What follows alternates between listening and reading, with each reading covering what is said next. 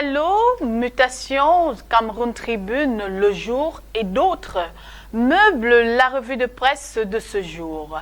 Ghislain Cougan se fera le plaisir de nous balader dans les sentiers chauds de l'actualité de ce jour. Démarrant par le Cameroun Tribune à la une, Paul Biya en campagne, la force de l'expérience. Le président de la République qu'accompagnait la première dame a regagné Yaoundé hier après-midi après un meeting très couru la veille à Maroua dans la région de l'extrême nord. Le candidat du Rassemblement démocratique du peuple camerounais ADPC à l'élection présidentielle en a profité pour décliner les grandes lignes de son offre, s'engageant notamment pour une meilleure prise en compte des femmes et des jeunes, la création de plus d'emplois ainsi que la construction de nouvelles infrastructures pour accélérer le développement du pays. À lire les premières analyses de Cameroun Tribune de la page 2 à la page 5 de ce numéro. Électrification rurale, 2 centrales solaires en appoint. Le ministre de l'Eau et de l'Énergie a officiellement mis en service hier 16 unités de production énergétique dans 2 localités de l'arrondissement de Bikok, région du centre, hier, grâce à une batterie de plus de 160 kWh chacune. C'est près de 270 ménages qui sont désormais éclairés. Page 17 du quotidien bilingue à capitaux publics Cameroun Tribune.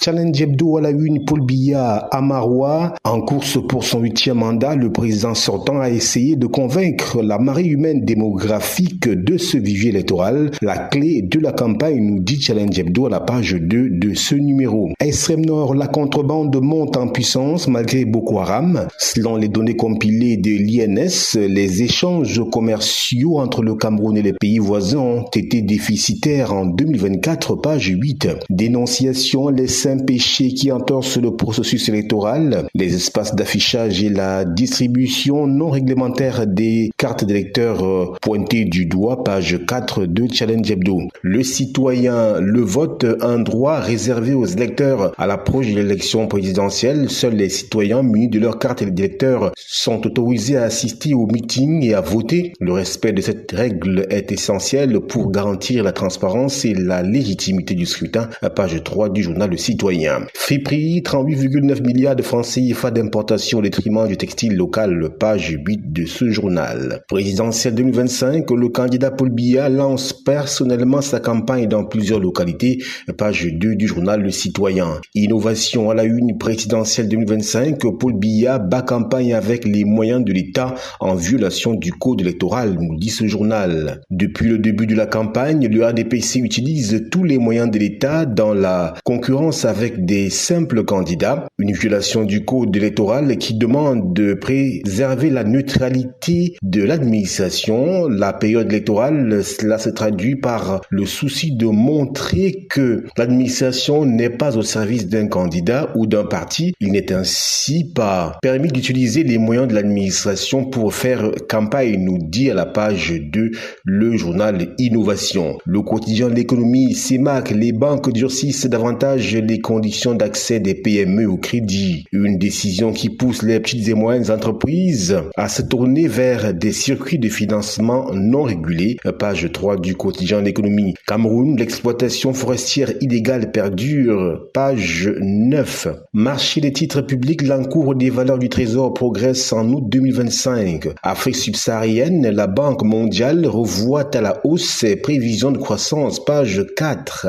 La nouvelle expression affichage électoral, le ADPC organise la tricherie. Les affiches du candidat du parti au pouvoir occupent tous les espaces prévus pour l'affichage public dans les différentes villes du Cameroun, au mépris du code électoral régissant l'affichage en période de campagne. Page 4. Manœuvre et intimidation, Aboubakar Ousmane met embastillé. Page 2. Campagne électorale, Jean Kouété diabolise Tiroma et Bello. Cameroun, Île Maurice, les Lions indomptables font l'essentiel en s'imposant 2-0. Début inscrit par Moumi Nicolas Ngamaleu et Brian Mbemont. L'info à chaud à la une, provocation dans la ville de Mokolo, extrême nord du Cameroun. Les gendarmes bloquent la route pour empêcher Chiroma de tenir le meeting, nous dit-on dans les colonnes du journal L'Info à chaud à la page 12 précisément. Campagne électorale, le pain de la campagne de Paul Biya, vendu au marché noir à 100 000 francs CFA le ballot, page 11. Nouveau bras de fer,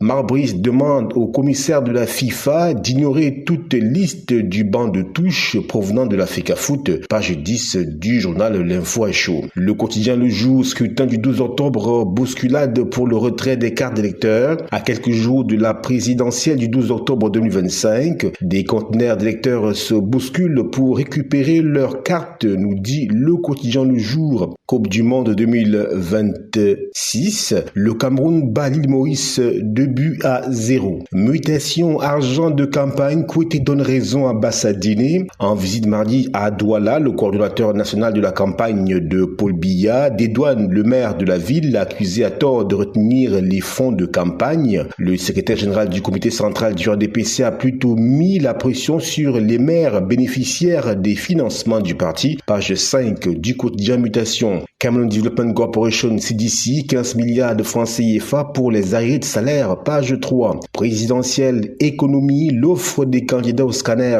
Page 7 du quotidien Mutation. Nord-ouest et sud-ouest à la page 12. Les acquis du plan de reconstruction sont à consulter. Le point billet hebdo à la une, campagne électorale 2025, région de l'Est, opposition, Blaise Moussa en bouclier. Nous fait-on savoir. Info plus santé, automédication, le piège des réseaux sociaux. Conseil économique et social ayant lu que dans le coma. Le journal L'actualité présidentielle 2025, un septennat de l'emploi et des infrastructures. Le drapeau Puma, le tandem gagnant du RDPC, le mercredi 8 octobre 2025, les villages de Djonkon et Ebba Puma ont été le théâtre d'une démonstration éclatante de coordination et de dynamisme politique. Le duo père-fils Mbappé Penda et de Ndjong, alliant expérience et énergie, a fédéré les populations autour des idéaux de paix, de stabilité et de développement, consolidant la présence du RDPC et la fidélité des électeurs à leur champion, le président Paul Biya. Page 6 du journal Le Drapeau. Coupe du Monde 2026, les Lions en route vers les barrages. Éco-santé, journée mondiale de la vue, l'hôpital général de Douala dans les yeux malades. Voilà, madame, monsieur, c'est la fin de la revue de presse sur ITFM Centre et Cam News 24. Emeline Doudou Amadou, c'est à vous. Voilà,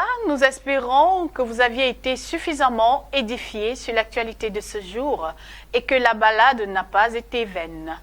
Merci de nous avoir suivis et restez en compagnie de nos programmes sur Cam News 24 et IFM Radio émettant depuis Garoua. À bientôt.